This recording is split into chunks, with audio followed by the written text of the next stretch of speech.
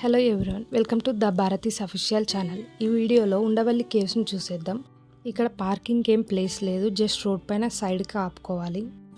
Entry ticket వచ్చేసి ఇండియన్స్కి అయితే 25 రూపీస్, ఫారినర్స్కి అయితే 300, వీడియో కెమెరాకి అయితే 25 రూపీస్. టైమింగ్స్ వచ్చేసి 9 AM to 5:30 PM.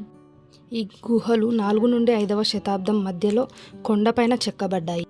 ఇక్కడ 4 అంతస్తులలో ఆలయాలు నిర్మించారు. ఒక పెద్ద గ్రానైట్ రాతితో చెక్కిన 20 అడుగుల ఏకశిల అనంత పద్మనాభ స్వామి విగ్రహం టూరిస్టులను ఆకట్టుకుంటుంది. ఈ గుహలు మొత్తం 4 అంతస్తులు. మొదటి అంతస్తులో ఋషులు, సింహాలు, నరసింహస్వామి, దత్తాత్రేయుడు, విఘ్నేశ్వరుడు ఇంకా చాలా శిల్పాలు గోడల మీద చెక్కబడ్డాయి. రెండవ అంతస్తులో పడుకొని ఉన్న అనంత పద్మనాభ స్వామి విగ్రహం ఉంటుంది. మూడవ అంతస్తులోకైతే ఎవరినైతే అలో చేయడం లేదు. ఈ గుహల నుండి మంగళగిరి కొండకు, కొండవీటి కోటకు, అలాగే విజయవాడ కనకదుర్గ గుడికి రహస్య మార్గాలు ఉన్నాయన్న.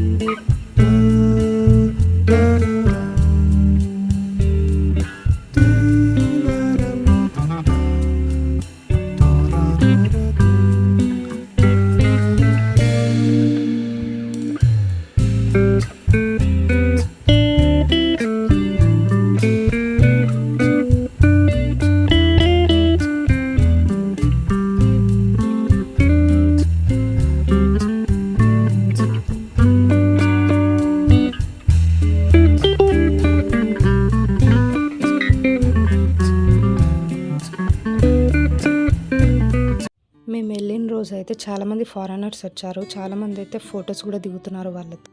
ఈ ఉండవల్లి కేవ్స్కి వెళ్ళడానికి బస్సెస్ గుంటూరు, విజయవాడ, అమరావతి నుంచి అవైలబుల్గా ఉంటాయి. లేదు అంటే ఓలా, ర్యాపిడో కూడా విజయవాడలో ఉన్నాయి. లేదా మన ఓన్ వెహికల్స్లో అయినా ఆటోస్లో అయినా వెళ్ళొచ్చు. కనకదుర్గ అమ్మవారి టెంపుల్ నుంచి 6.4 కిలోమీటర్ డిస్టెన్స్, ప్రకాశం బ్యారేజ్ నుంచి 4.5 కిలోమీటర్, పున్నమి ఘాట్ నుంచి అయితే 7.4 కిలోమీటర్, లేదా బస్ స్టాండ్ నుంచి రావాలి అనుకుంటే 6.7 కిలోమీటర్, రైల్వే స్టేషన్ నుంచి అయితే 7.7 కిలోమీటర్ ఉంటుంది డిస్టెన్స్. ఉండవల్లి కేవ్స్ నుంచి రిటర్న్ అయ్యే దారిలో తాటి చెట్లు, అరటి చెట్లు, గులాబీ చెట్లు ఎక్కువగా ఉన్నాయి ఆ ఏరియాలో. మేము ఉండవల్లి కేవ్స్కి మార్నింగ్ వెళ్ళాము. అప్పుడు ఈ ఇస్కాన్ టెంపుల్ క్లోజ్లో ఉండింది. అందుకే రిటర్న్ వచ్చేటప్పుడు దర్శనం చేసుకొని మళ్ళీ స్టార్ట్ అయ్యాము. ఇస్కాన్ టెంపుల్ నుండి కొద్దిగా దూరంలోనే ఒక వ్యూ పాయింట్ ఉంటుంది. అక్కడ మేము కొద్దిగా ఫొటోస్ దిగి వ్యూని ఎంజాయ్ చేసి అక్కడ నుంచి పీవీపీ మాల్కి వెళ్ళాం. పీవీపీ మాల్ వీడియో మన ఛానల్లో ఆల్రెడీ ఉంది, ఒకసారి చూసేయండి.